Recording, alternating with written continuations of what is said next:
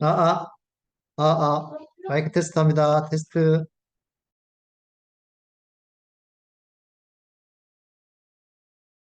대성당, 레이먼드 카버의 대성당으로 북토크 7시부터 할 예정이에요.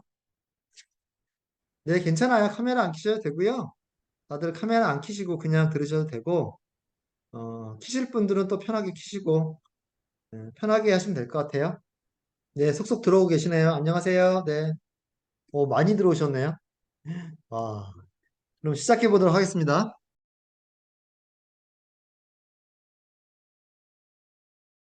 여기는 제주살롱이고요. 저는 제주살롱에서 책방 지키고 있는 북집사라고 합니다. 안녕하세요. 네, 만나서 반갑습니다.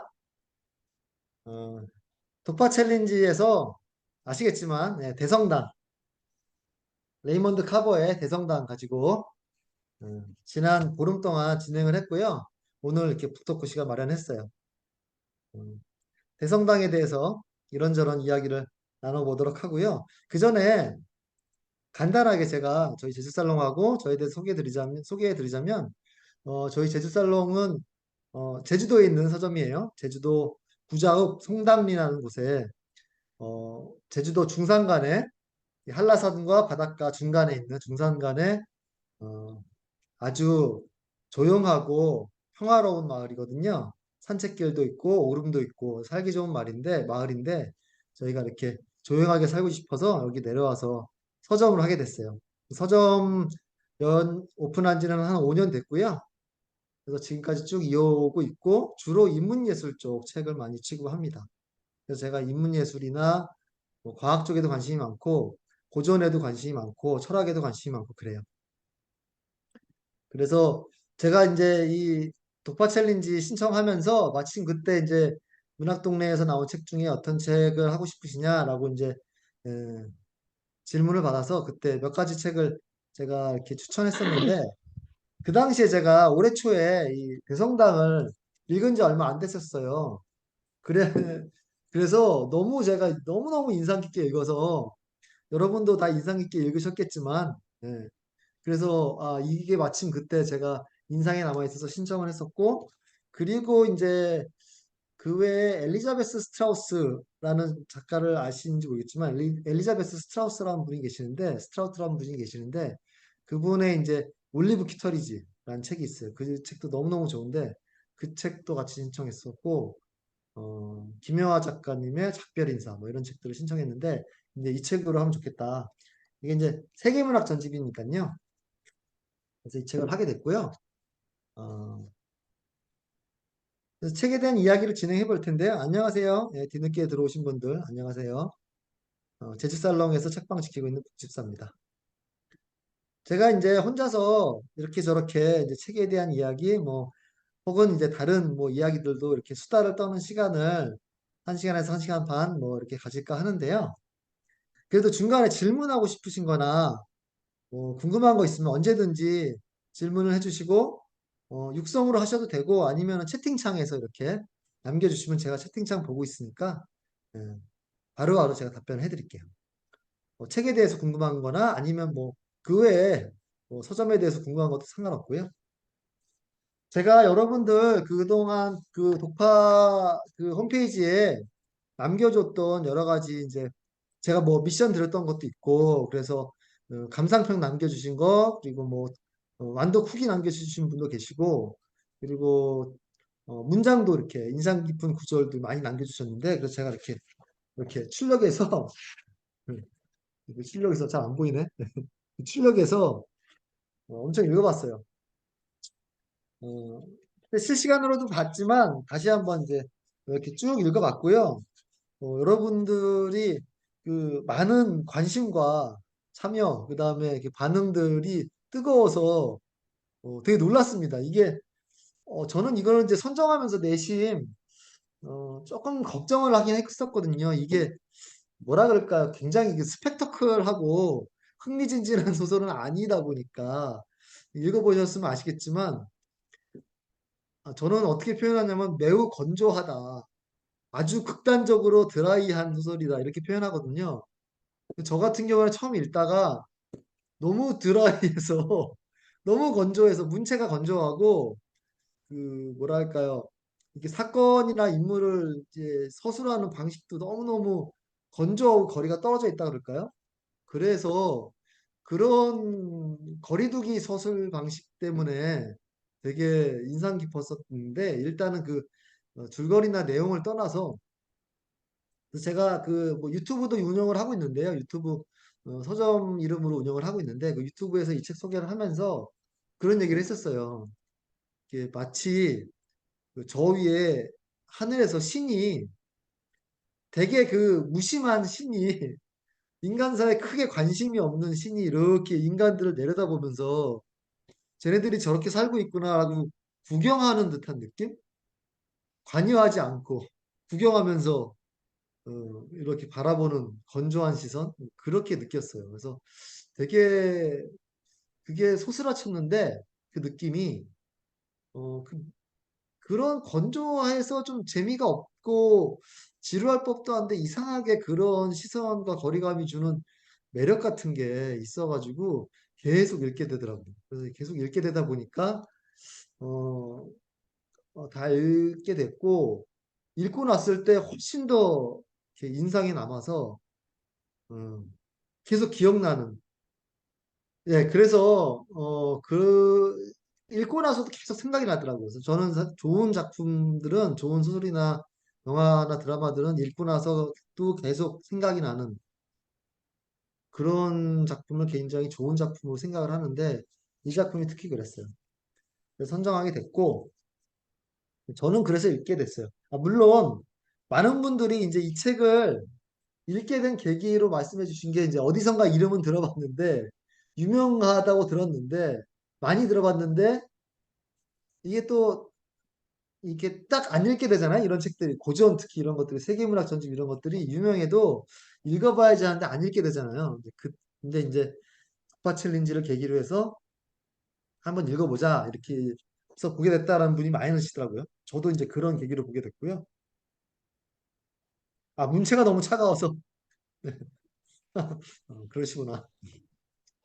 이 문체가 너무 차갑습니다. 차갑고 건조하고 냉랭해요. 정말 이렇게 어, 이제 제가 그 유튜브에서도 표현한 표현인데 저기 강 건너에 불이 막 나고 있는데 사람들이 막 그래서 막 난리가 났는데 이렇게 구경하고 있는 느낌이랄까요? 너무 너무 세게 얘기했나요?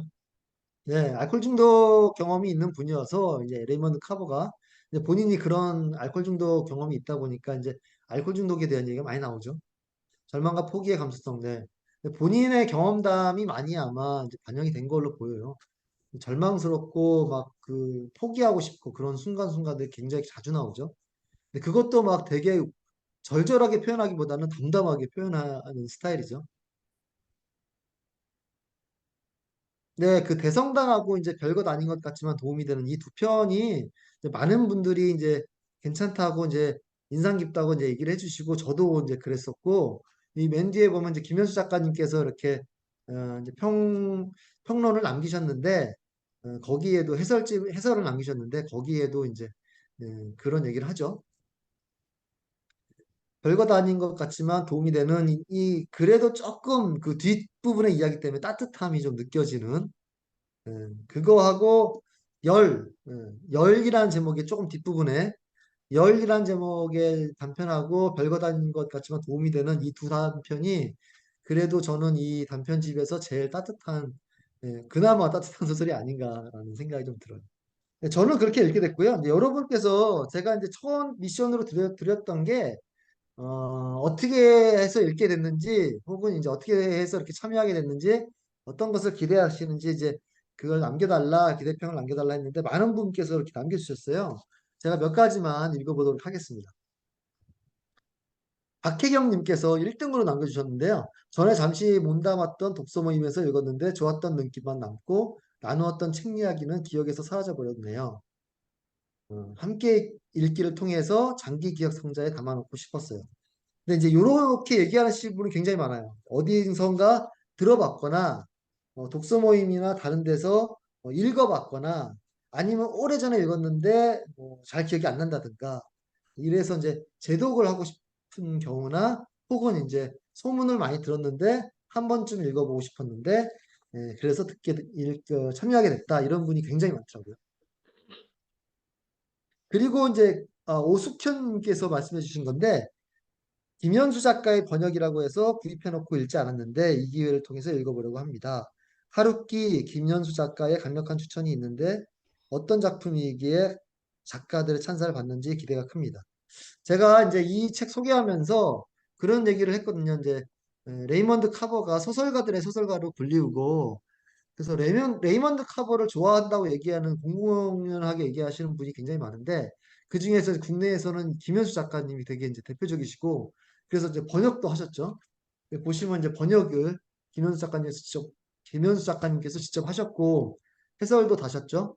그리고 이제 또 무라카미 하루키가 이제 레이먼드 카버를 굉장히 좋아했던 걸로 잘 알려져 있죠. 그래서 너무너무 사모한 나머지 이제 그 무라카미 하루키가 거의 동시대인이니까 직접 이제 레이먼드 카버를 만나기 위해서 찾아간 일화도 있죠. 그래서 어떻게 하다가 우여곡절 끝에 한 번 만남이 성사가 됐었대요. 한 번 만나고 왔는데 나중에 이제 다시 이제 하루키가 만나려고 했는데 만나지 못했다. 뭐 이런 일화가 있죠. 음. 그런 일화가 있고, 그래서 하루키하고 이제 하루키와 김현수 작가님이 대표적이죠. 그 외에도 이제 하여튼 레이먼드 카버는 이제 좋아하는 작가들이 많고, 특히 이제 미국 단편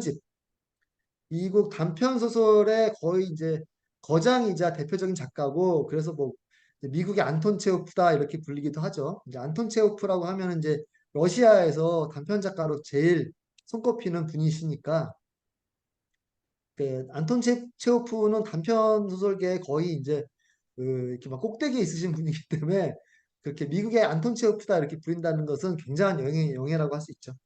네. 그리고 이제 이 작품이 대성당이 이제 레이먼드 카버가 일약 이제 미국에서 전 미국적으로 자신의 이름을 알린 필리처상 후보에도 오르고 그랬던 작품이에요. 지금까지도 대표적으로 남아있고 그렇습니다. 그리고 이런 분도 계시네요. 윤이나님. 이 윤이나님이 제가 알고 있는 윤이나님이 맞는지 모르겠네요. 맞는 것 같은데. 네. 책장에 오래 묵혀두고 있었는데 이번 기회에 꼼꼼히 읽어보려 합니다. 이 세계문학전집이 사놓으면 이게 쌓여있고 안 읽게 되잖아요. 뭐 그런 작품도 저 뒤에도 엄청나게 많은데 저도 제 세계문학전집 많지만 다 못 읽어봤거든요. 근데 또 언제 읽자니 이게 또 딱 이게 안 집어지고 그렇잖아요. 이런 기회에 이렇게 장롱면허에서 이렇게 면허증 꺼내서 운전해보듯이 이렇게 해보는 거죠. 잘하셨습니다. 근데 이런 작품들은 세계문학 전집에 오른 작품들은 이제 그 출판사에서 편집자님들이 엄청 이렇게 치열하게 토론하고 얘기한 끝에 선별해서 실은 거기 때문에 다 작품성이 있는 작품들이라 읽으면 좋죠. 조금 난해한 작품들도 있긴 하지만 음, 되게 작품성 있다고 얘기하는 작품들이 그렇게 재미가 있거나 흥미진하지 않은 경우가 많아서 근데 이제 그런 작품들을 조금 이제 이렇게 시간을 두고 좀 곱씹어서 읽고 나면은 굉장히 많은 것을 얻어갈 수가 있죠. 그래도 그것이 고전의 묘미죠. 이 책은 제가 정말 계속 몇 달 동안 막 기억이 났던 것 같아요. 그리고 너무 좋았던 책이라 다시 읽고 싶다 이런 분도 계시고 그리고 유라니님께서는 평소 단편 소설을 좋아합니다. 소설가의 소설가라는 소개도 인상 깊어서 선택했어요. 이런 분도 계시고 그리고 이런 분도 있어요. 박지혜님께서 얘기해 주셨는데 문학동네에서 올해 그 레이먼드 카버 특별판을 시리즈로 냈었어요. 제가 지금 안 가지고 있는데 네. 이렇게 빨간색, 초록색 막 이렇게 된 되게 이쁜 표지로 해서 들고 다니기도 편하게 제가 못 보여드려서 되게 아쉬운데 굉장히 이쁘게 나왔어요. 그래서 대성당 말고도 뭐 제발 좀 조용히 해요 라든가 리커버돼서 나왔는데 그거를 통해서 읽었다는 분도 계시네요. 네, 그리고 오선화님께서는 이해할 수 없는 삶을 그대로 응시하려는 작가라고 소개해 주신 글을 보고 삶에서 한 발자국 떨어져 바라보고 싶은 마음에 읽게 되었어요. 지지 않는다는 말을 읽은 지 얼마 되지 않아 김현수 작가님의 번역하신 소설이란 점에서도 반가웠습니다. 이분의 그 읽게 된 계기가 굉장히 인상적이네요. 삶을 그대로 응시하려는 작가. 제가 이 책을 읽으면 좋은 분들 이렇게 소개하면서 단편소설 좋아하시는 분들, 뭐 하루키나 김현수 작가님을 좋아하시는 분들, 뭐 이렇게도 써놓긴 했지만 그 우울함이나 무기력감에 빠진 분들, 뭐 이런 얘기도 했었었거든요. 삶에 대해서 뭐 한 번쯤 되돌아보게 되시는 분들, 뭐 그게 좀 약간 추상적이지만, 근데 이 소설이 그렇게 감사합니다. 소개글. 네. 제가 저희 책방에서 제가 이렇게 좋은 책은 인상 깊었던 책은 추천하는 책들은 제가 한 달에 한 번씩 이렇게 책을 이달의 책을 선정하는데 그런 책들은 이렇게 추천의 말을 써가지고 이렇게 홍보하거든요. 네, 여기에 썼던 말들이에요. 그 제가 소개했던 말들이 불가해한 삶과 타인의 혼돈 속에서도 더듬거리며 무언가를 찾아보려는 안가님의 이야기. 네, 제가 써놓고도 잘 표현하는 것 같다 해서 굉장히 뿌듯했던 기억이네요. 네. 그래서 이 소설이 굉장히 그게 막 힐링이 되거나 위로가 되거나 재밌거나 몰입감이 있거나 이제 그런 소설은 아니고 아까 말씀드렸듯이 조금 차갑고 건조하고 어떻게 보면 좀 우울한 쪽에 가까운 소설인데 근데 왜 그런 거 있잖아요.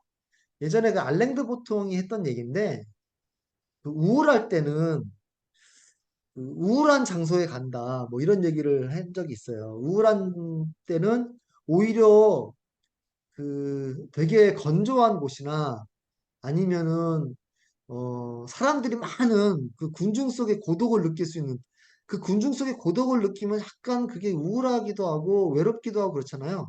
근데 우울할 때는 오히려 그런 데 간다는 거죠. 그래서 오히려 군중 속에서 아무도 나를 신경 쓰지 않는 그 지나가는 사람들이 나를 신경 안 쓰잖아요. 그런 중에서 그냥 혼자 있는 게 오히려 그게 묘한 위로와 평화를 준다. 그리고 이제 알랭드 보통은 우울할 때는 이제 미술관이나 이런 데 가서 우울한 그림을 본다든가 영화관에 가서 우울한 영화를 보고 나면 우울할 때 우울한 걸 보고 나면 이상한 그 위안과 힘을 얻는다고 얘기하거든요. 이게 설명하기 힘든데 좀 그런 게 있어요. 저도 사실 좀 그렇거든요. 우울하거나 무기력할 때는 오히려 이런 차가운 것들을 보거든요. 그러면 이상한 동질감 같은 걸 느끼고 나만 그런 게 아니었구나라는 위로를 받기도 하고요. 그리고 내가 이렇게 우울하거나 무기력한 것이 그렇게 비정상적이거나 이상하다는 느낌을 받지 않을 수도 있고, 사는 게 다 그런 거지. 살아가는 게 다 이런 건데, 나도 이제 그런 과정을 통과하고 있는 거구나. 이런 걸 느낄 수가 있어요. 그래서, 그러니까 막, 우울할 때 인스타나 이런 거 막 보고 이러면은, SNS 하면은 다들 너무 행복해 보이니까 조금 그런 쓸쓸한 마음이 들잖아요. 그럴 때 오히려 근데 사실은 그 인스타나 SNS에 올리는 것도 대부분 사람들이 항상 행복해서 올리는 건 아니잖아요. 그래서 어떤 그런 삶의 진짜 모습, 본연의 모습이라고 저는 얘기하는데, 그 정말 산다는 게 이렇게 조금 힘들거나 우울하거나 어려울 거나 외로울 때가 훨씬 많아요, 원래. 그런 것들을 이렇게 극복해 나가는 게 삶인데, 그런 삶의 그 속살이라고 저는 표현하는데, 삶의 그 원래의 모습이라 그럴까요? 그냥 건조한 그대로의 모습을 삶이 그렇게 내가 이해할 수 없게 펼쳐지는 그대로의 모습을 이렇게 보다 보면은, 어, 그게 묘한 위안을 줍니다. 내가 어떤 거대한 파도에 휩쓸리거나 어떤 힘든 일이 있을 때, 왜 나한테만 이런 일이 생기지? 이런 일을 겪고 있는 게 너무 싫다라든가, 이걸 빨리 벗어나고 싶다라든가, 그런 생각을 너무 하게 되면, 지금 겪고 있는 이 현실이나 이런 것들이 너무 싫게 느껴지고 부정하고 싶어 하기만 하면, 뭐랄까, 되게 패배감이 많이 들고 오히려 화가 많이 나고 그렇단 말이죠. 그럴 때 이런 것들을 보면, 그냥 살아가는 것들이 이런 것이다. 라는 것을 느끼게 되면 이상한 위로를 줍니다. 그래서 알랭드 보통이 이제 우울할 때 보는 그림으로 그 에드워드 호퍼 얘기를 했었거든요. 에드워드 호퍼가 그런 되게 건조한 시선의 그림이거든요. 현대인의 고독을 다룬 그림이고 지금도 하고 있나요? 그 시립미술관에서 아마 전시하고 있는 걸로 알고 있는데 저도 개인적으로 그래서 호퍼를 굉장히 좋아하고 이 그 레이먼드 카보의 소설과 같이 보면 좋을 컨텐츠를 소개를 해주면 좋을 것 같다. 이런 얘기를 제가 그 도파 챌린지 운영팀한테 들었는데, 제가 그래서 몇 가지 컨텐츠를 소개해 드릴 건데, 말이 나온 김에 그림 쪽에서는 에드워드 호퍼 그림하고 같이 보면 되게 좋을 것 같아요. 지금 전시회를 계속 하고 있는지는 모르겠지만, 어쨌든 간에 이 소설을 전시회를 갔다 와서 보든 아니면 이 소설을 보고 전시회를 가든 그, 그 에드워드 호퍼의 시선과 이 레이머드 카버의 소설의 시선은 굉장히 비슷한 지점이 있는 것 같아요. 그러니까 되게 중립적인 시선이 있거든요. 그러니까 판단하지 않으려는 시선. 이게 이렇게 나쁘다, 좋다. 그러니까 특히나 이제 윤리적이고 도덕적인 판단을 안 하죠.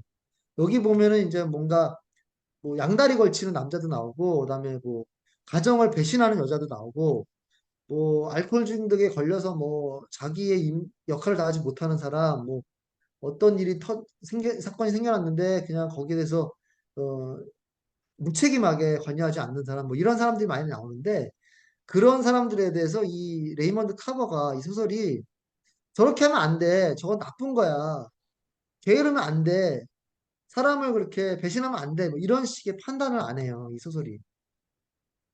그러니까 그건 나쁜 거야, 이렇게 해서 심판하지 않습니다. 그냥 걔가 그런 거를 그대로 보여줘요. 그렇다고 해서 두둔하지도 않아요. 제가 그렇게 된 거는 그럴 수밖에 없었어. 제가 힘든 거는 어쩔 수 없는 거야. 제 잘못이 아니야. 그런 것도 없어요. 이렇게 막 위로해 주려고 감사하지도 않고, 그렇다고 해서 이렇게 어떤 행동에 대해서 그렇게 하면 안 된다고 핀잔을 하거나 어, 폄하를 하거나 그렇게 하지 않습니다. 예. 그냥 그대로 그냥 보여줘요. 그게 중립적인 시선이 있는데, 그래서 이 소설이 그렇게 중립적인 시선으로 따뜻하지도 않고 너무 차갑지도 않고 그런 소설인데, 그 에드워드 호퍼의 그림이 그래요. 그 고독한 인간들을 이렇게 그냥, 뭐라 그럴까요? 어떤 감정적인 관여 없이 이렇게 그림을 그리는데, 그렇다고 저 고독한 인간들을 굉장히 불쌍하게 그리는 것도 아니고, 너무 연민하고 막 불쌍하다 이렇게 보는 것도 아니고, 저 사람을 막 위로하려고 하는 것도 아니고, 그냥 덤덤하게 지나가다 이렇게 본 사람처럼 이렇게 그리죠. 근데 그런 덤덤하게 판단하지 않고 거리두면서 보는 그런 시선이 굉장히 이 소설하고 닮아 있으면서 동시에 오히려 그 건조하고 덤덤함이 큰 위로를 주는 그런 지점이 있습니다. 너무 제 얘기만 했네요. 네. 네. 이건 제 개인적인 생각인데요. 네, 카버하고 호퍼의 시선은 많이 닮아 있다고 생각합니다. 네, 그 덤덤하고 건조한 시선을 저는 개인적으로 이제 이 소설의 아주 큰 매력 중에 하나다라고 생각을 해요. 네. 공감해 주시는 분들이 네, 많아서 굉장히 뿌듯하네요. 네, 처음에 그래서 약간 당황하게 되죠. 처음에. 저도 사실 되게 큰 기대를 갖고 있지 않았고요. 그냥 이게 제가 주변에 저랑 책을 읽는 거를 코드가 비슷한 사람이 있어서 이제 그분이 추천을 해줘가지고 그냥 언젠가 한번 읽어봐야지 해서 읽은 건데 큰 기대 없이 읽었는데 그 처음엔 되게 당황했어요. 그래서 너무 문체가 특이하고 너무 문장도 되게 짧아요. 근데 이게 줄거리나 인물 속으로 이렇게 들어가는 게 아니고 자꾸 이렇게 겉에서만 겉돌기로 표현한다 그럴까요? 그래서 너무 당황을 해가지고 처음에는 그러다 이렇게 계속 빨려 들어가는 거죠. 네. 그런 묘미가 있었고요. 완독하신 분들이 이제 감상평 이런 거 남겨주셨는데요. 네. 완독하신 분들의 감상평도 한번 볼까요? 네, 완독 후기가 좀 있었어요. 몇 분 계셨는데, 이다원 님이 계시는데, 읽으면서 문장이 굉장히 날카로우면서도 현실의 일상을 가감없이 드러낸다고 생각했는데, 맞습니다. 현실의 일상을 가감없이 드러내죠. 다른 문학 동네 세계 문학 전집 중 윌리엄 트레버의 마지막 이야기들이 생각났다. 윌리엄 트레버의 마지막 이야기 저는 못 읽어봤지만 비슷하다고 하시니까 여러분도 한번 참조해 보세요. 똑같이 현대사의 단면을 마치 숏 무비처럼 담아냈는데 문제는 또 다르니 둘이 비교하며 읽어보는 일 또한 재미있게 느껴졌다. 네. 그렇게 비교해 보면서 읽는 것도 괜찮을 것 같네요. 현대사회의 어떤 단면을 숏 무비처럼. 네. 이런 표현도 현대사회의 단면을 호퍼가 이렇게 정말 단면을 이렇게 보여주거든요. 네, 비슷한 표현이네요. 김수진님은 위대한 작가 레이먼드 카버 이렇게 표현하셨네요. 저도 이제 읽고 나서 굉장히 위대한 작가구나 이런 생각을 했던 기억이 나고요. 그러니까 그렇게 또 위대한 작가분들께서 좋아하시는 거겠죠? 네. 계속 들어오고 계시는데 늦게 들어오신 분들 네, 반갑습니다. 제가 계속 7시부터 시작해서 이야기를 이어나가고 있어요. 한 분 한 분 인사를 못 드려도 양해를 부탁드리고요. 여기는 제주살롱이고 저는 제주살롱에서 책방 지키고 있는 북집사예요. 레이먼드 카버의 대성당 가지고 이야기 나누고 있습니다. 그리고 김보라님께서 맹인에게 보는 법을 배운다는 것, 어쩌면 관습에서 벗어난 새로운 세상을 향해 나 있는 문을 여는 행위. 문을 열므로써 비로소 우리는 전에는 미처 알지 못했던 타인의 삶을 인지하게 된다. 그들의 삶이 우리 몸을 통과하는 것을 경험하게 된다. 네, 이것도 굉장히 의미심장한 후기인데요. 여기서 이제 타인의 삶을 얘기하셨는데, 이 소설이 이제 크게 특징으로 들 수 있는 게, 그런 삶의 그 불가해함, 이해할 수 없는 삶, 여기서 보면 삶이 어디로 튈지 모른다. 삶은 이제 그냥 그렇게 흘러가는 거지. 내가 알 수 없다. 뭐 이런 말들이 계속 등장하거든요. 인간이 이해하려고 해도 이해할 수 없는 삶, 예상대로 되지 않는 삶에 대한 이야기가 나와요. 그래서 그런 것들을 제가 이제 불가해한 삶, 해석할 수 없는 삶이라고 얘기를 했었고, 그런 게 하나가 있고 또 하나의 특징으로 이제 타인과 소통할 수 없음에 대한 이야기가 있어요.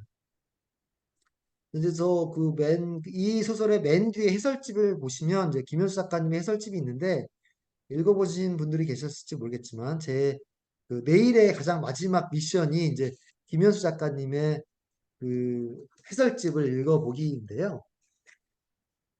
김현수 작가님의 해설집 제목이 맹인에게서 뭔가를 보는 법을 배우기예요. 그 이제 보면 이 소설에 이제 뭐 귀머거리, 잘 들리지 않음, 그다음에 뭐 마지막에 대성당에서는 이제 보지 못함, 뭐 그런 거. 어, 통화를 하는데 잘 안 듣는다든가, 뭐 말을 하고 있는데 잘 안 듣고 있다든가, 뭐 이런 표현이 많이 등장해요. 그래서 그런 듣지 않음, 들리지 않음, 소통할 수 없음 이런 거가 그러니까 타인과의 소통, 타인과 만나지 못하는 어떤 그런 고립된 개인 그런 얘기가 많이 나와요. 그래서 두 가지 축이 이 소설에 굉장히 중요한 이 소설을 보는 어떤 그 해석하는 그 하나의 두 가지의 축이라고 할 수가 있겠는데 거기서 이제 타인의 삶에 대해서 얘기를 하네요. 우리가 타인의 삶이 우리는 항상 타인에 둘러싸여서 살고 있지만 너무 많죠 타인들이 타인들이 내 삶에 이게 관여하거나 방해를 하기도 하고 타인 때문에 내가 힘들기도 하지만 거꾸로 타인이 없으면 제가 살 수가 없죠. 인간이 혼자 살 수 없는 동물이기 때문에. 근데 이거 타인은 우리한테 필수적일 수밖에 없지만 그렇다고 타인과 관계하고 타인과 지내는 게 쉽지만은 않아요. 그래서 인생이란 게 사실은 여러분도 아시겠지만 타인과 잘 지내는 것만 잘해도 성공한 인생이라고 할 수가 있겠는데 그 타인과 잘 지내는 일이 힘든 이유가 타인하고 소통하기가 어려워서 그런 게 아닐까 싶어요. 우리가 일상적으로 살면서 계속 말을 하잖아요. 만나서 얘기도 하고 아니면 뭐 전화로도 얘기하고 요즘에는 톡으로도 얘기 많이 하고 뭐 소셜 미디어에 댓글도 달고 하지만 그게 말을 많이 한다고 해서 소통이 잘 되는 거하고는 또 상관이 그게 딱 연결되지 않죠. 여러분도 많이 느끼시겠지만. 제가 또 이렇게 얘기를 많이 하지만 제가 하는 말에 제가 하려고 하는 어떤 마음, 제가 이 말에 담는 내가 담으려고 하는 의미, 의도가 또 다 전달되는 건 아니겠죠. 그래서 그 소통이 어려운 것인데 그 소통되지 못함, 현대에 들어서 특히나 인간과 인간 사이가 소통하기가 어렵다라는 것을 레이먼드 카버가 어떤 면에서 아마 그걸 직감했겠죠. 그래서 소설에 많이 녹여내고 있습니다. 그래서 그런 표현이 많이 등장해요. 그래서 김현수 작가님의 해설집에서는 어떤 얘기를 하냐면 이 소설 중에 여러분들 이제 비타민이라는 소설 아시죠? 네. 비타민이라는 소설에 보면은 어떤 사람이 이렇게 그 잘린 귀를 가져와서 이렇게 탁 내놓는 장면이 있어요. 그게 이제 줄거리에서 굉장히 중요한 부분이 아닌데 그거를 이제 김현수 작가님께서 이렇게 들어서 그 잘린 귀 이런 것들이 그런 어, 서로 들을 수 없음, 귀가 있어도 듣지 못함 이런 것들을 좀 상징하는 하나의 상징 중에 하나다, 은유 중에 하나다 뭐 이런 해석을 하시거든요. 여기 보면은 이제 151페이지에 그런 얘기가 나와요. 이렇게 귀를 자른다는 것을 들어본 적이 있지. 음, 누런 새끼들한테서 내가 잘라냈지. 그 새끼들은 이제 아무것도 듣지 못할 거야. 기념품이 필요했거든. 뭐 이런 거는 이제 베트남 전쟁에 가서 거기에 이제 그 베트남 그 적군의 귀를 잘라내온 것을 막 자랑하듯 하는 얘기인데 잠깐 나오는 에피소드인데 여기서 이제 걔네 그 귀를 잘려서 얘네들은 듣지 못할 거야. 뭐 이런 것들이 그런 듣지 못함 이런 걸 상징한다고 하죠. 은유한다고. 뭐 그런 게뭐 보청기 이야기도 나오고요. 그래서 뭐, 이렇게 막 어떤 소설에서는, 신경소설한 소설에서는 이제 뭐 귀가 막 물이 차가지고 막 잘 안 들려갖고 뭐 이렇게 뭔가 그걸 파내고 막 이런 이야기도 있죠. 그게 이제 그런 거를 이제 하나의 은유하는 이야기.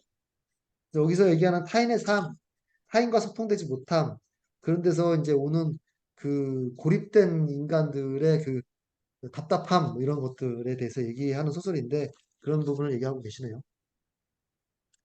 안희생님께서 네, 완독했습니다. 별것 아닌 것 같지만 도움이 되는과 대성당이 좋았습니다. 네. 이 두 소설 얘기를 제일 많이 하시고요. 그 해설에도 보면은 그 되게 이제 일반적으로 세 가지 소설이 대표 빅3다라고 얘기하거든요. 대성당과 별것 아닌 것 같지만 도움이 되는과 어, 또 하나가 뭐였죠? 깃털들. 네. 첫 번째 나온 깃털들. 그 세 가지를 이제 음, 들고 있고 저 같은 경우는 첫 번째 나오는 소설 깃털들이 조금 힘들었거든요. 이 이야기가 힘들고 거기에 나오는 그 공작새인가요? 그 공작새가 나오잖아요. 뜬금없이 그 공작새가 나와서 얘는 뭐지? 뭐 얘가 왜 자꾸 왔다 갔다 하고 있는 거지? 이런 걸 왜 키우고 있는 거지? 근데 공작새 얘기가 자꾸 나오니까 근데 이제 이 깃털들은 조금 은유가 굉장히 중요한 소설이고요. 조금은 이제 해석을 보면서 도움을 받는 게, 에, 도움을 받는 그런, 받고 이제 읽으면 더 좋은 소설이에요. 근데 해석을 상징하기가 어려워요. 그래서 보시면은 이 김현수 작가님의 그 해설 보면은 뒤에 이제 그 소제목 중에 여기 있다. 3번이 낙원의 새예요. 낙원의 새. 그래서 이제 그 깃털들의 나오는 공작이 깃털들은 다른 소설하고는 조금 제가 본 결이 다르다고 생각이 드는데 어, 이 김현수 작가님에 의하면은 이 주인공 이름도 버드죠 버드 새인데 그 낙원의 새가 이제 뭘 상징하냐면 그 낙원의 새라고 불리는 새가 있는데 실제로 그 새가 이제 15세기 남태평양 뉴기니 섬에서 유럽인들이 발견한 극락족과 새를 총칭하는 용어인데 이런 생물학적인 그게 중요한 건 아니고 극락조라고 하는데 이게 이제 그, 그 낙원 있죠 낙원 그러니까 아담과 이브가 살았던 그 낙원 벌거벗고 살았던 그러니까 어 서로 살고 있는 그 삶이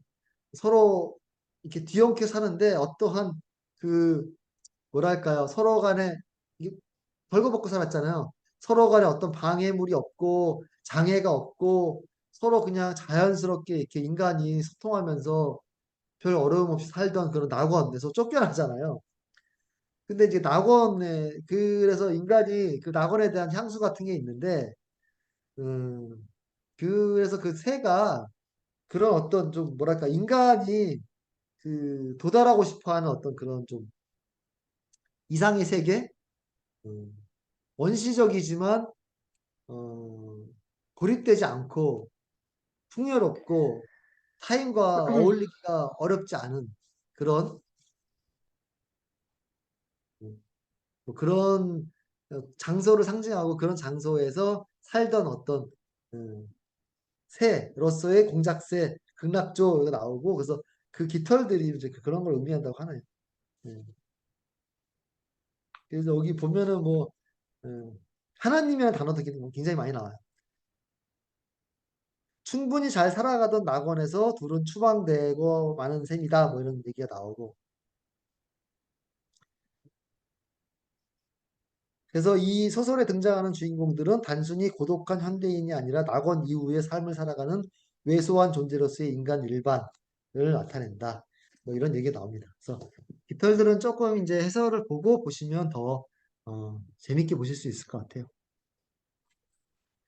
네. 조금 너무 어려운 얘기를 했네요. 네. 다른 분들 후기를 보신 걸 보면은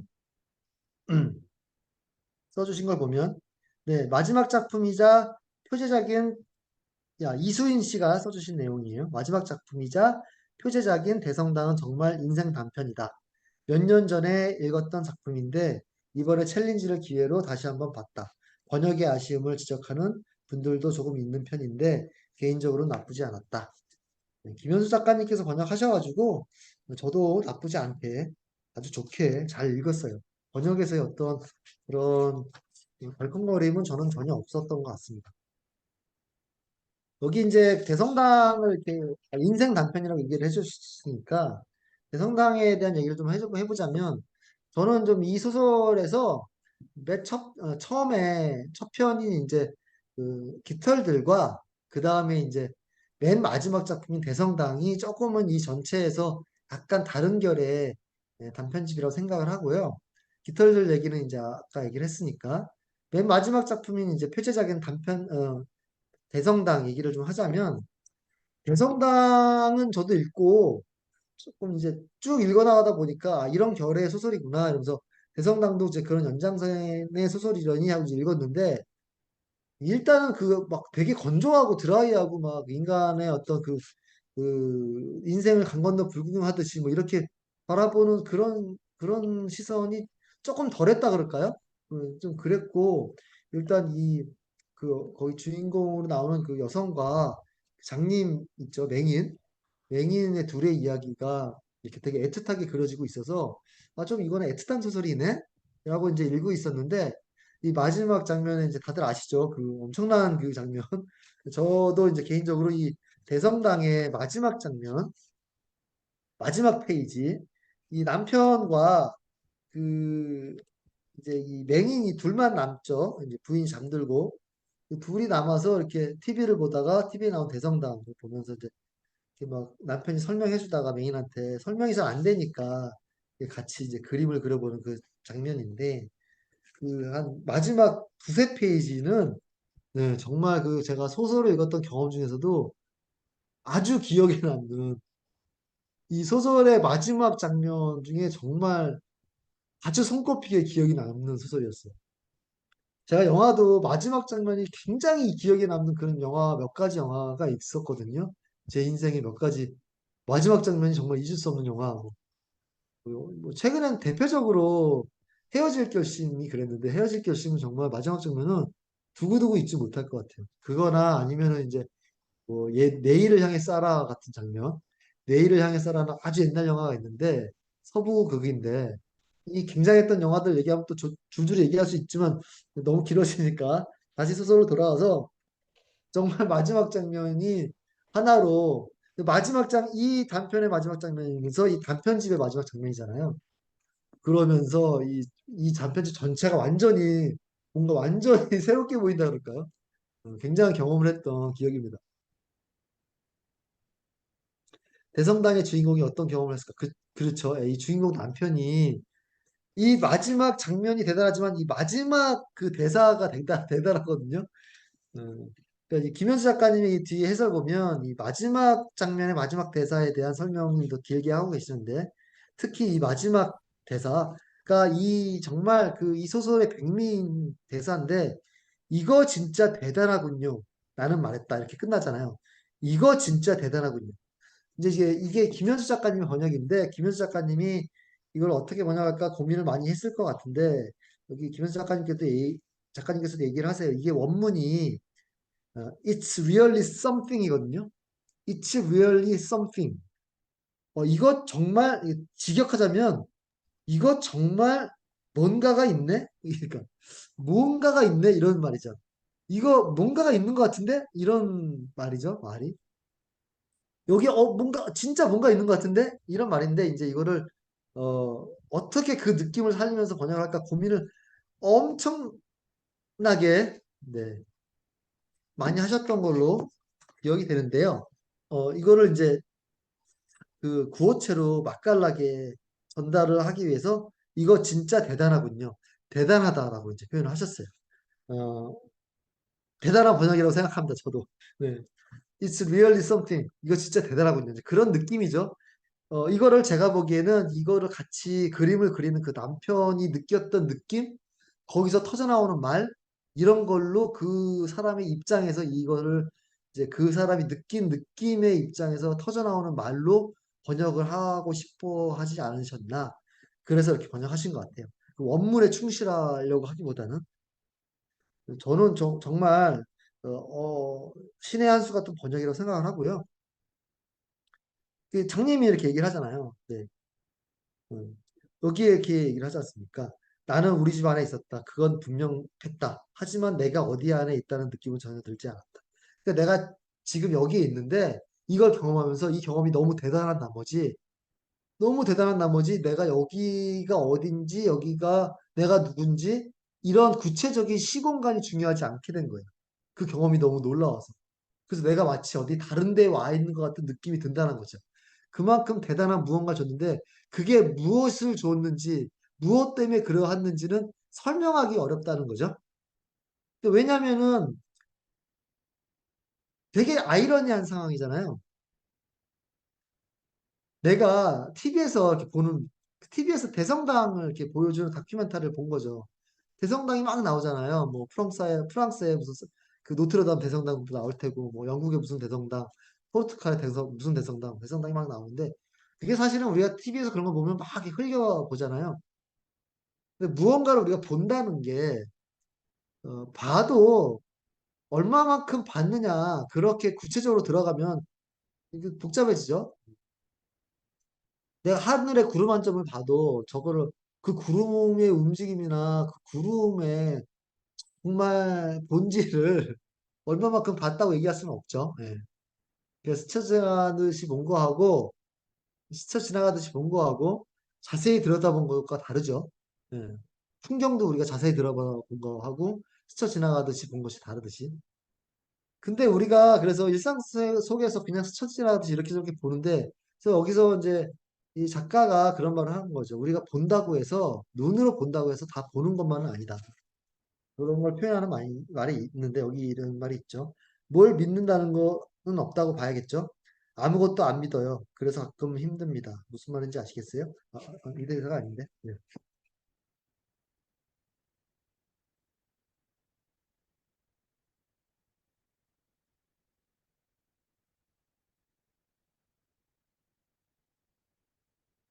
네. 네. 네. 일단 넘어가서 네. 지금 찾을 수가 없네요. 네. 그래서 본다고 해서 다 볼 수는 없는 건데 네. 오히려 눈을 감고 맹인에게서 보는 법을 배우는 거죠. 되게 재밌는 상황인 거예요. 맹인에게서 보는 법을 배운다는 거예요. 그러니까 뭔가 벙어리에게서 듣는 법을 배우고 절름발이에게서 걷는 법을 배우고 그런 거죠. 어, 그런 아이러니한 상황을 통해서 맹인을 통해서 내 맹인에게 내가 대성당을 설명해 주다가 오히려 맹인과 함께 뭔가 그리면서 그 대성당을 보는 느낌을 같이 눈을 감으면서 촉각으로 느끼면서 뭔가를 발견하게 됐는데 내가 이제까지는 보지 못했던 뭔가를 이제서야 눈을 감으니 보게 되는.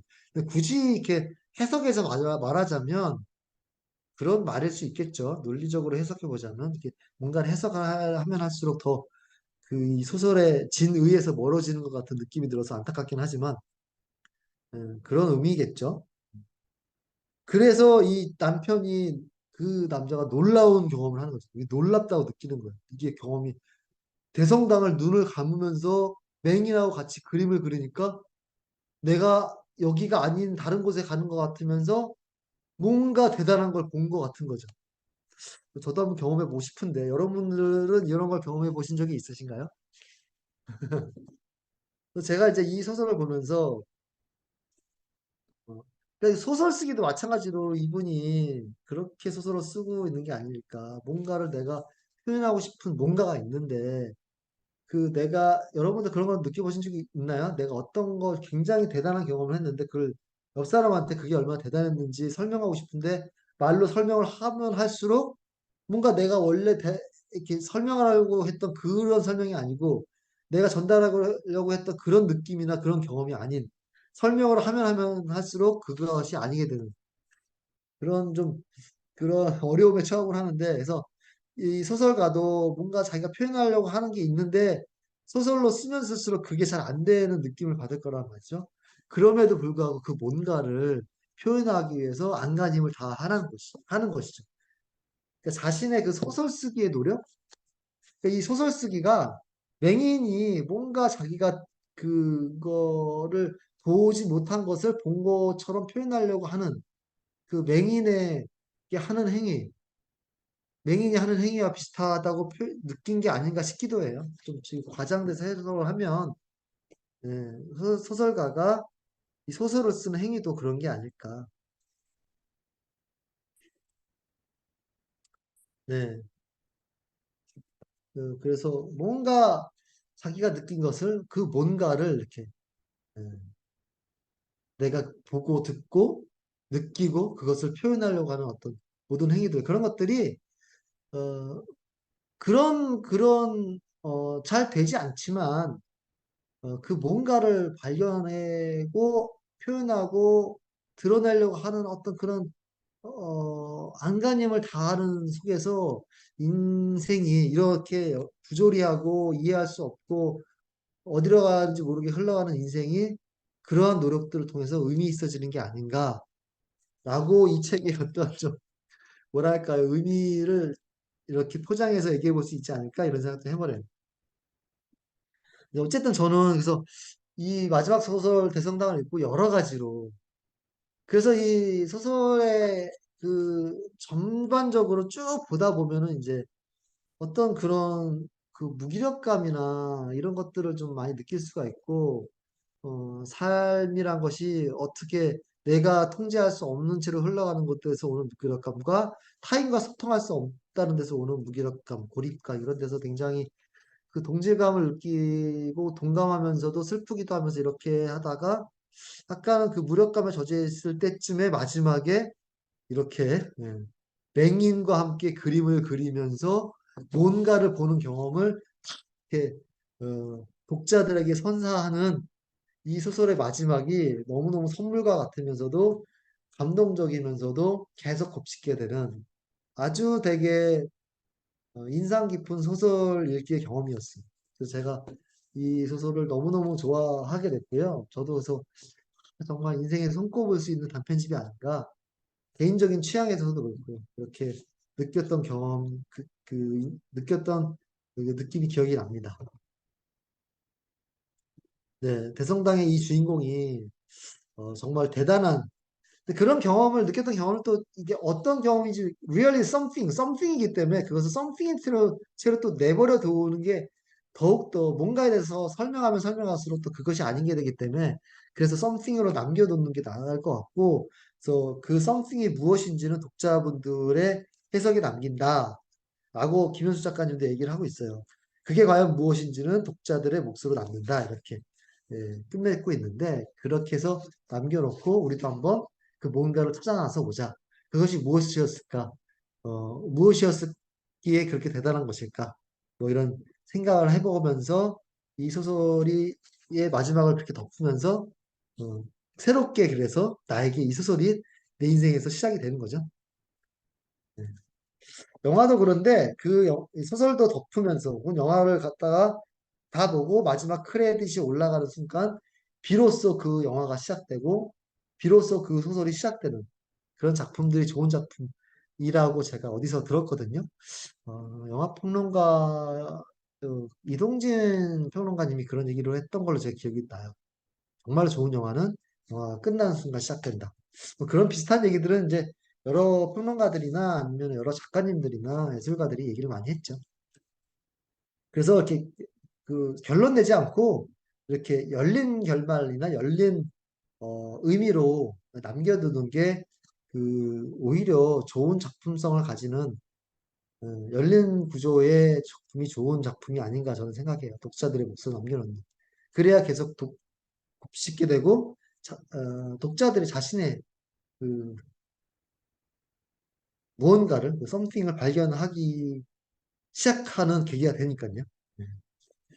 그런 의미에서 좋은 작품이 아닌가 생각합니다.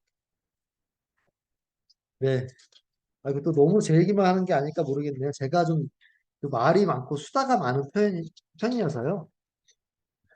이렇게 얘기를 많이 하게 되네요.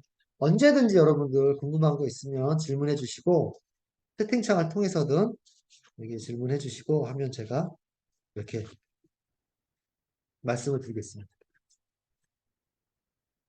독파 챌린지에 이렇게 글 남겨주셨던 것 중에서 여러 가지 있지만, 네, 뭐 감상평도 많으시고요.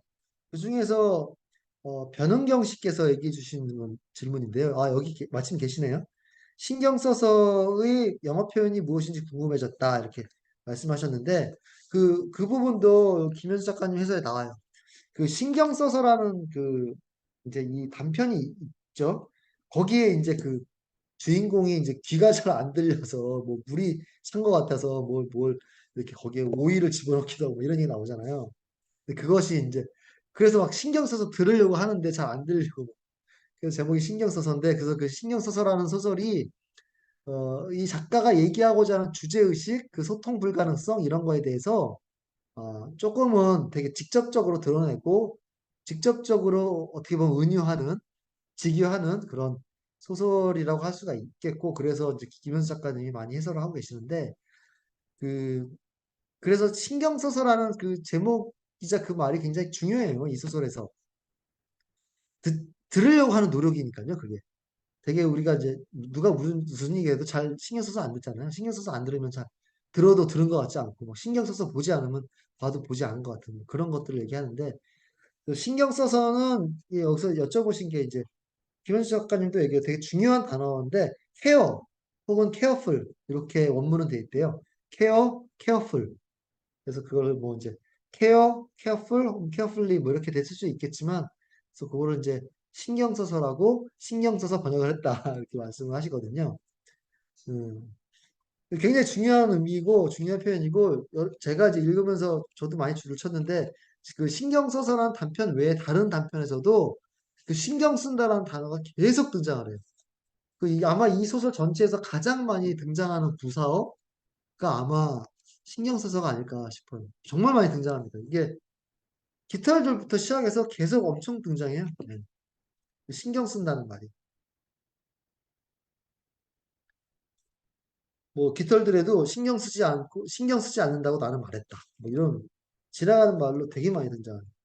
그래서 네, 화자가 아내에게 계속 뭔가 자신의 요구를 들어주기를 바라지만, 그래서 아내가 신경 써서는 남편을 보면 자신의 요구를 들어줬으면 하는 바람에서 되게 신경 써서 내 말을 들어주기를 원하는데 이미 너무 이제 어, 이미 늦은 거죠.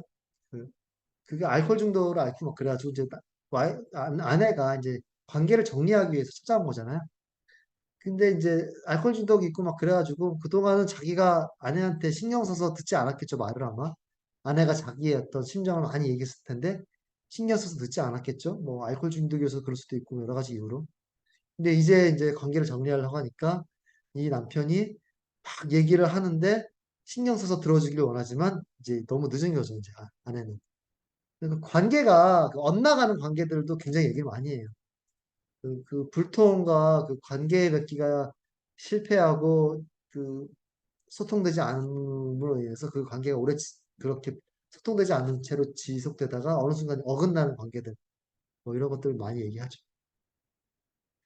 그래서 그 신경 써서 보면 그 주인공이 이제 그 귀가 이제 뭐가 찬 것 같다 이런 거는 정말 그동안 그가 이제 아내의 얘기를 들어주지 않았음에 대해서 귀먹음에 대해서 직접적인 어떤 물리적인 은유적인 형태인 거죠. 네.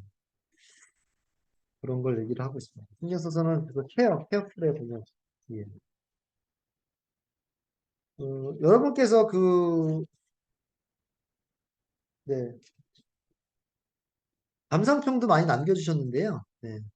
이 인상적인 감상평 제가 하나 읽어보자면, 그, 별것 아닌 것 같지만 도움이 되는 그 소설에 보면, 이제, 그, 거기서도 이제 그 주인공 부부가 이제 그 자식을 잃게 된 굉장히 아주 뼈아픈 경험이 나오는데, 그 자식을 잃게 된 그것도 굉장히 그 덤덤하게 진술해서 서술해서 되게, 어, 드라이한데, 건조한데, 그게 이제 그런 거죠. 특히나 자식을 잃은 그 슬픔이, 그건 어떻게 공감을 할 수 있겠습니까? 자식을 잃은 슬픔 같은, 극단적인 슬픔 같은 거는 더더군다나 타인이 공감할 수가 없겠죠. 대부분의 우리가 느끼는 고통이나 슬픔 이런 거는 그게 작든 크든 대부분은 공감하기가 어렵죠. 뭐 어떻게 보면 근본적으로는 불가능한 건데 내가 여기를 뭐 이렇게 꼬집어서 아프다 이렇게 하면 아프다라고 얘기할 수 있지만 타인이 그걸 어떻게 똑같이 공감할 수 있겠습니까? 자기가 똑같이 감각적으로 아픈 건데 똑같이 꼬집어도 그 느끼는 그 통증은 다른 건데 그래서 그런 건데 하물며 그런 극단적인 슬픔은 어떻게 공감을 하겠습니까? 그런데 이 소설에서 그래서 그 공감될 수 없는 오로지 자신만이 감당해야 되는 그런 고통과 슬픔이기 때문에 섣불리 이제 위로하고 들거나 섣불리 공감하려 들거나 그러지 않는 거죠. 이 소설 자체가 그냥 그냥 덤덤하게 그냥 어차피 근본적으로 공감할 수 없고 같이 아플 수 없기 때문에 그냥 이렇게 덤덤하게 바라볼 수밖에 없다라는 느낌을 서술을 하는 건데 그 빵장수가 뭐 이런저런 오해로 인해서 빵장수하고 이제 이렇게 옥신각신하게 되는데 결국 만나게 됐지만 그 빵장수가 오랫동안 이제 혼자 고독하게 빵을 구워왔던 사람인데 그 자식 얘기를 듣고 그 빵장수는 뒤늦게 이렇게 이것이 공감될 수 없는 슬픔이라는 것을 알고서 섣불리 위로하려고 들지 않고 그냥 이렇게 빵을 내어주죠. 그게 섣불리 위로하려고 들지 않고 그렇기 때문에 오히려 더 큰 위로가 되지 않은가? 그 빵이란 게 별거 아니지만 따뜻한 빵을 먹는 행위를 통해서 그것이 어떤 해줄 수 있는 최선의 행위를 하고 이 부부도 그래서 어떤 뜻하지 않는 그 따뜻한 빵으로부터 말이 아닌 빵으로부터 위로를 받는 되게 아이러니한 상황인데 그것을 이제 이렇게 변은경님께서 이렇게 해주신 것 같아요. 애도는 참으로 어렵다. 무슨 말로도 위로가 되지 않기 때문이다. 사실 당사자의 슬픔을 잘 알지 못하기도 한다. 그럴 때 어설픈 위로보다는 작은 행동들이 오히려 도움이 된다는 것을 어디서 읽은 것도 같다. 음식을 나누고 이야기를 들어주고 산책을 같이 하거나 전화를 하는 것 같은 작은 일상의 한 부분을 함께하는 것이 좋은 출발이 될 수 있다. 네, 그렇죠.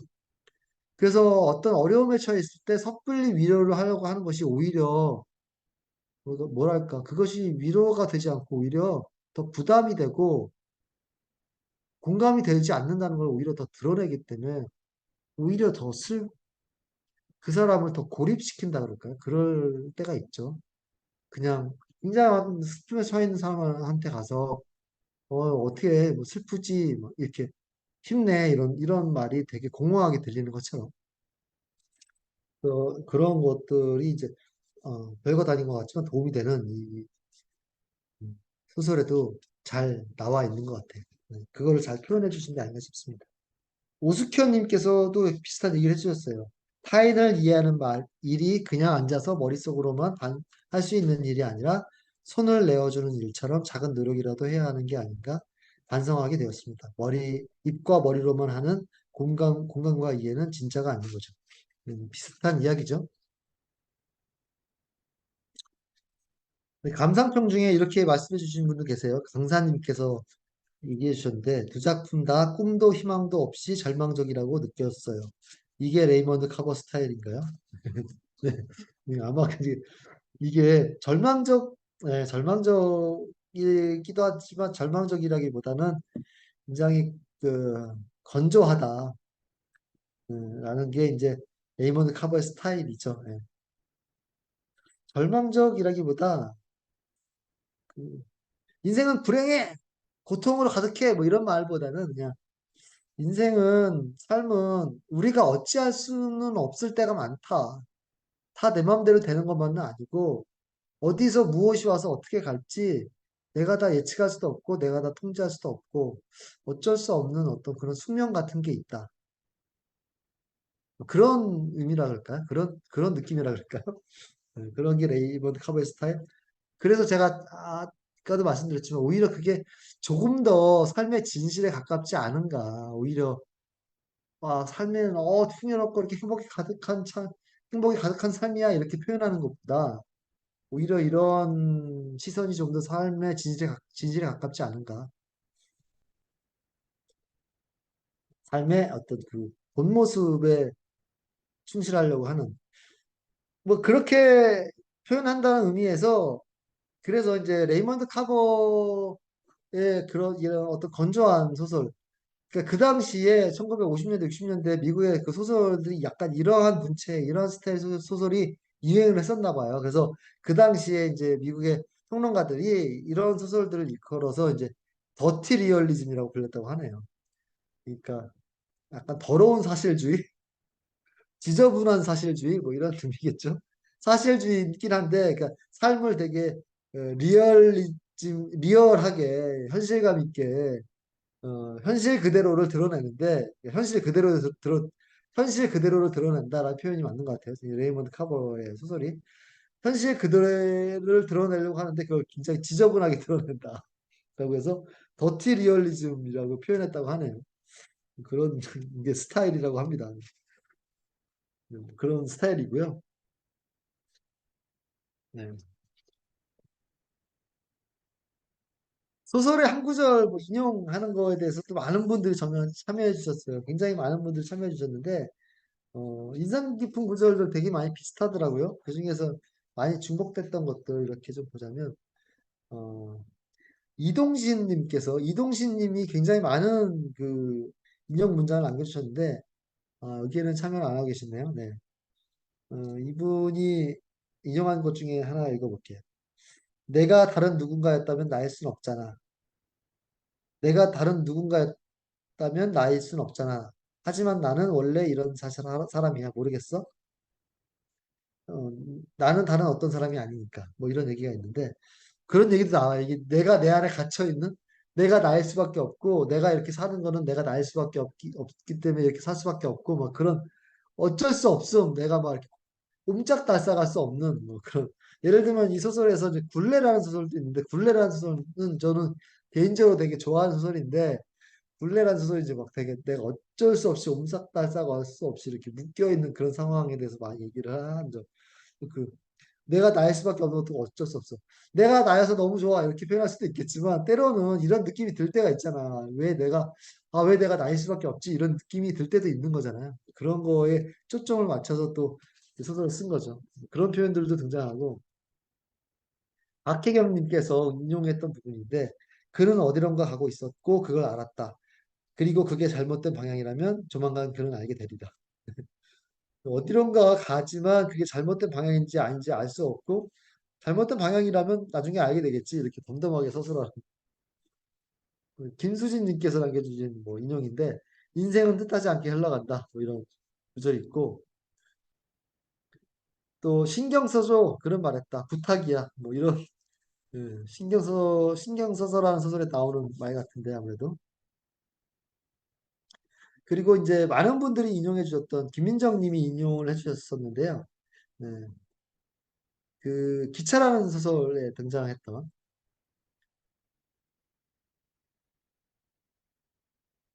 어, 한순간 마이어스는 그 풍경이 자신에게서 멀어진다는 인상을 받았다.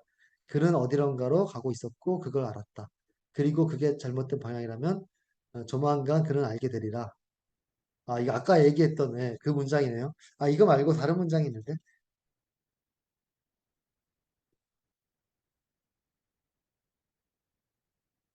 네. 여기 제가 찾아볼까요? 네. 그게 그 기차라는 소설인데 그 기차라는 소설이 아니고 칸막이 객실인가요? 칸막이 객실. 네. 칸막이 객실이라는 소설에 보면은 이제 마지막 문장인데요. 마이어스는 자기 몸이 어딘가로 실려가고 있다는 걸 느끼는가 싶다가 그렇게 뒤로 뒤로 잠속으로 들어갔다. 네.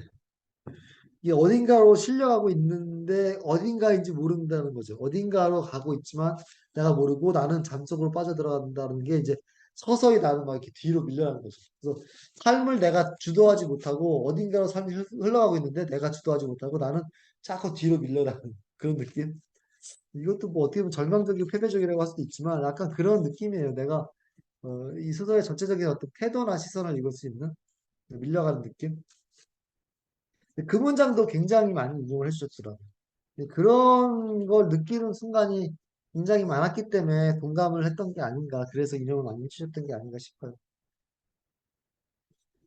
그리고 이제 진짜 대단하군요라는 그 대성당의 어떤 마지막 그 구절은 많은 분들이 인용을 해주셨고요.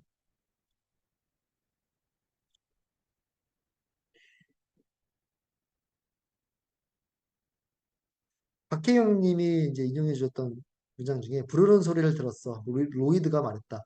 근데 잘 안 들리더라. 소통의 부재는 무의식에서 듣고 싶지 않았을지도. 로이드는 핑계를 찾았을지도. 그러니까 뭐 듣고 싶지 않았다는 그 무의식이 잘 안 들리게 만들었던 건 아닌가 뭐 이런 얘기가 있는 페이지네요. 이것도 이제 그런 연장선상에 있는 소통의 부재 그런 연장선상에 있는 그런 구절이죠. 신경서서라는 소설에 역시 등장하는 말이네요. 네. 잘 안 들리는?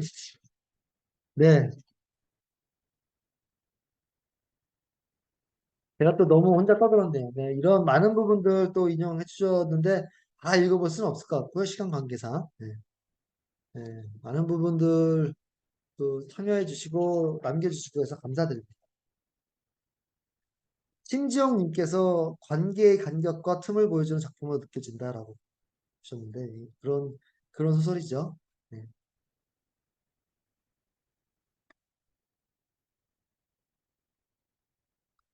이영원님께서, 여기 참여하고 계시는 이영원님께서도 많은 글을 남겨주셨는데, 깃털들이라는 소설이 그 소설이 좀 특이하죠.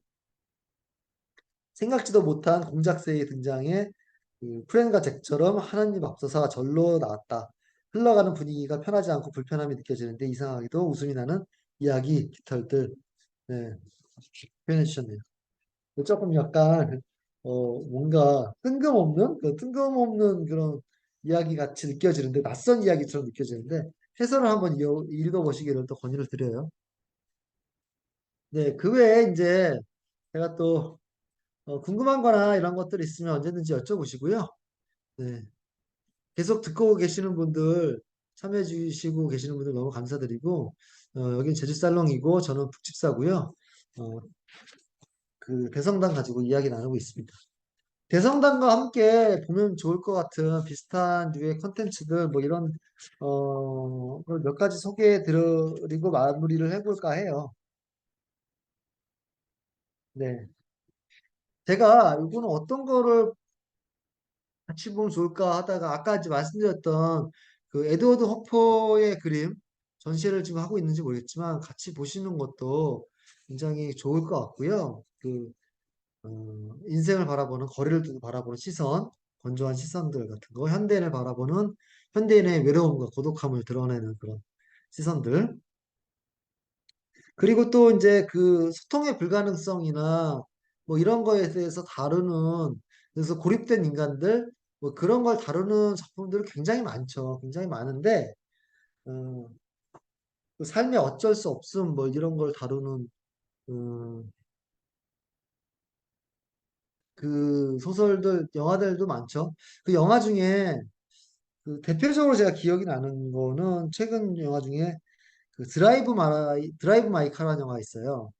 그 한 2년 전인가 3년 전쯤에 이제 각종 시상식에 이제 작품상 후보로도 올랐었고, 일본 아카데미에서는 엄청나게 이제 일본 아카데미를 휩쓸었던 영화고, 칸느에서 아마 각색상인가 각본상을 받았던 걸로 기억이 나고, 여러 군데서 작품상, 감독상도 많이 받았습니다. 하마구치 류슈케라는 감독이고, 하마구치 류슈케는 이제 일본에서 굉장히 지금 떠오르는 감독이에요. 그런 어떤 좀 예술적이고 작품성 있는 작품들 남기는 감독으로 아주 주목받고 있는 감독이고, 이 감독의 여러 작품들이 있는데 이제 최근에 드라이브 마이 카라는 작품이 굉장히 세계적으로 이제 알려졌고, 이 작품은 특별히 이제 무라카미 하루키의 여자 없는 남자들이라는 단편에서 가져온 소설이에요. 단편집인데 이 소설도 굉장히 이제 하루키가 레이먼드 카보이 소설을 좋아했듯이 하루키도 비슷한 느낌이 있거든요. 그 어떤 건조한 시선이나 타인과의 소통 불가능성, 뭐 치유되지 않는 상처들 이런 얘기들이 많이 있어요.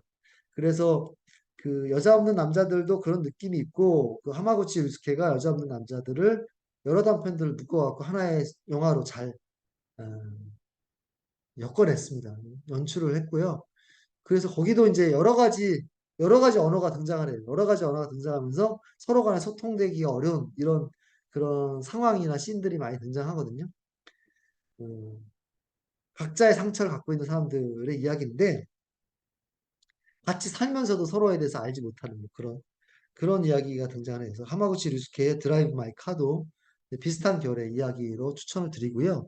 그리고 국내화에서는 이제 최근에 그 박찬욱 감독님의 헤어질 결심 또 약간은 비슷한 결의 헤어질 결심도 이제 주인공 그 인물들 간에 이제 엇갈리거나 인물들 간에 서로 마음이 이렇게 예, 어떠한 여러 가지 이유로 인해서 서로 통하지 못하고 엇갈리는 뭐 그런 지점들이 있고, 각자가 그래서 각자의 마음을 상대방에 대한 마음이 있음에도 불구하고 그 마음이 서로 닿지 못한 채 이 안에서 이제 갇혀 있고, 그럼으로써 결국에는 서로 단절돼서 고통받는 그런 것을 굉장히 서로 단절된 상황, 불통의 어떤 그런 상황이 그 마지막 장면에 아주 상징적으로 이렇게 담겨 있죠.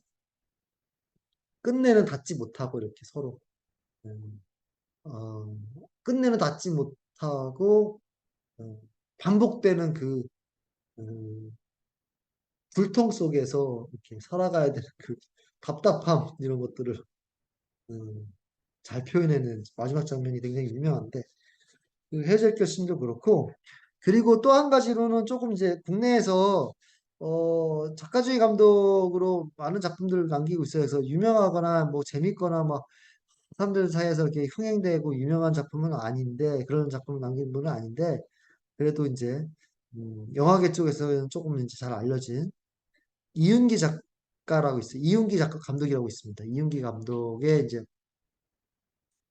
최근에는 아마 2000년대, 2010년, 2017년, 18년 이게 아마 마지막인 걸로 알고 있는데, 그 2017년인가요? 16년인가 그때 현빈과 그 임수정 배우가 출연했던 영화인데, 2010년대 중반이에요. 사랑한다, 사랑하지 않는다, 뭐 그런 영화가 있어요. 그 영화도 이제 계속 그 두 인물이 막 엇갈리는 뭐 그런 거거든요. 그런 얘기고, 사랑한다 사랑하지 않는다, 현빈과 임수정이라는 좀 되게 유명한 배우가 출연했음에도 불구하고 영화가 막 흥미진진하진 않아서 되게 건조해요 그 영화도. 그래서 많이 히트하진 않았는데, 흥행하진 않았는데 결이 비슷합니다 이 소설하고. 되게 그 건조한 결이 굉장히 비슷해요. 그 느낌이 톤이 비슷합니다. 그리고 이제 그 이윤기 감독의 그 이후의 영화 남과 여라는 영화가 있어요. 전도연 배우와 그 공유 배우가 출연해서 불륜을 소재로 다루고 있지만, 거기서도 역시 마찬가지로 막 소통되지 못하는 그런 엇갈림이 나오고, 나중에는 그 소통되지 않는 그런 은유적인 그 장면이 굉장히 많이 등장을 해요. 네, 네, 그렇습니다. 그래서 그것도 이제 막 엇갈리는 인간의 엇갈리는 그런 관계와 소통의 어려움에 대한 영화인데, 남가요. 네, 그래서 그것도 이제 이윤기 감독의 영화인데 한번 보시길 추천드려요. 남가요는 불륜을 소재로 하고 있어서 조금 재밌긴 합니다. 네. 그리고 또 하나 이제 외국 영화 추천을 드리면, 이것도 좀 약간 기괴한 영화인데, 기괴한 영화인데, 그리스의 거장이라고 불리는 이제 요르고스 란티모스라는 그 감독이 있어요. 근데 요르고스 란티모스, 제일 대표적으로 여러분들이 혹시 들어보셨을 텐데 아마 그 더 랍스터? 한 10년 정도 된 영화 같은데, 더 랍스터라는 영화가 굉장히 유명하고요. 이제 그 기괴한 영화입니다. 그 예술 영화고 기괴하고 아주 난해해서 보기가 좀 쉽지 않은 영화인데, 근데 그 영화보다는 제가 추천드리고 싶은 거는, 최근에 이제 그래도 많이 그 흥미있고 재미있는 영화로는 더 페이보릿이라는 영화, 더 페이보릿. 그래서 그거는 이제 그, 거기에 출연한 이제 여왕의 어떤 제 이름 정확히 기억이 안 나는데, 영국의 어떤 여왕이 있어요.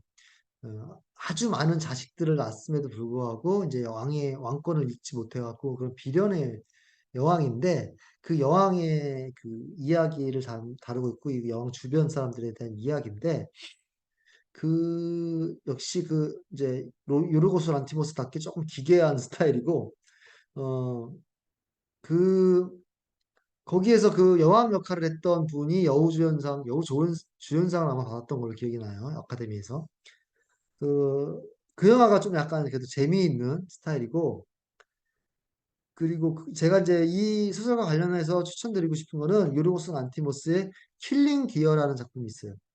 근데 약간 좀 그것도 기괴한데, 기괴하고 약간 좀 끔찍한데, 가족들 이야기를 다루고 있고, 그 가족들 사이에 어떤 굉장히 아주 좀, 어, 어떤 절망적인 그런 상황이 주어져요. 절망적인 상황이 주어졌는데, 거기서 이제 가족들이 각각이 살아남기 위해서 막 서로 이렇게 막 가족들 사이에서 고군분투하고 서로가 서로에 대한 어떤 신뢰할 수 없는 상황으로 치닫는 뭐 그런 이야기예요. 그런데 이거보다는 이 작품보다는 대성당 뭐 이런 작품보다는 조금 더 절망적이고 조금 더 어둡다 그럴까요? 뭐 그런 이야기이긴 하지만 약간 뭐 그래도 그리고 이제 요르고스 란티모스라는 감독 이게 특이한 감독이니까 그런 영화를 좀 한번 좀 보는 것도 또 의미가 있으니까 이런 소설을 보는 김에 이 카보의 소설도 단편 소설이나 다른 소설 비해서는 조금 특이하니까 영화도 그런 특이한 소설 한번 추천을 드려봤습니다. 요르고스 란티모스의 그 킬링 디어 또 한번 추천드려봐요. 그리고 이제 소설로는 두 가지 소설을 추천해 드릴 수 있을 것 같은데, 역시 국내 국외, 해외로는 제가 말씀드렸던 이런 지금 이게 필리츠 상을 받은 거고요. 이게 발간된 지는 한 4, 5년 된 것 같은데, 이 책으로 엄청 유명해지셨죠? 엘리자베스 스트라우스가 아니라 엘리자베스 스트라우트. 네. 엘리자베스 스트라우트의 올리브 키터리지. 제가 너무너무 좋아하는 작가예요. 너무너무 좋아하는 작가고, 음, 레이먼드 카버하고 이제 비슷하다고 보기보다는 좀 약간 그 건조한 문체가 닮았다. 역시 건조하고 덤덤하게 삶을 사수라는 그런 문체가 닮았어요. 그래서 제가 약간 그런 코드를 좋아하기도 하고 그래서 좋아하는 소설입니다. 이 소설은 이제 그 드라마도 만들어졌어요. 그 동일명의 드라마도 제작이 됐었고 그 HBO에서 제작을 해가지고 이게 국내에는 여러 가지 플랫폼에 다 떠 있지는 않을 거예요. 뭐 넷플릭스에도 아마 없는 걸로 알고 있고 어디 다른데 아마 있는 것 같은데 저도 보지 못했어요. 드라마도 있긴 있습니다. 올리브 기터리지. 그리고 이제 역시나 김현수 작가님, 네. 김현수 작가님도 이제 그 소통에 대해서 엄청 얘기를 많이 하시는 분이거든요. 소통의 어려움, 소통의 불가능성, 소통을 하기 위한 안간힘, 뭐 이런 것들을 굉장히 주제로 얘기를 많이 하시는 분이죠. 김현수 작가님. 그럼에도 불구하고, 힘듦에도 불구하고 소통하려고 하는 어떤 인간의 어떤 숭고한 노력, 이런 것들을 많이 그려내시는데, 대표적으로는 저는 많은 소설들이 다 알려져 있지만, 세계의 끝 여자친구라는 소설이 그런 소통에 관련된 얘기가 이제 많이 담겨 있는 소설집으로 제가 이제 예전에 인상 깊게 읽어서 세계의 끝 여자친구. 네, 여기 있네요. 이런 소설. 네. 세계의 끝 여자친구. 네. 그렇습니다. 아이고, 시간이 많이 지났네요. 네. 벌써 8시 25분이네요. 네. 네. 그래서 뭐 이런저런 얘기 많이 했으니까, 네. 너무 제가 혼자 떠들지 않았나 하는 그런 좀 죄송한 마음과 우려가 들긴 하지만, 그래도 시간이 다 됐으니 이제 마무리를 해볼까요? 네. 네, 끝까지 들어주셔서 너무 감사드리고요. 너무너무 감사드리고, 어, 그리고 이제 몇 가지 또 공지 말씀을 드려볼까요? 후기를 남기는 뭐 그런, 어, 부분이 있다고 하는데, 후기를 남길 수 있는 그런 게시판인가요? 그런 게 있다고 하는데, 그쵸? 여기에, 예, 관리자님께서 중후기를 남겨달라. 이렇게 독파베이트에게 저에게 큰 힘이 되고 또 여기 독파 관리하시는 분께 또 큰 힘이 되겠죠.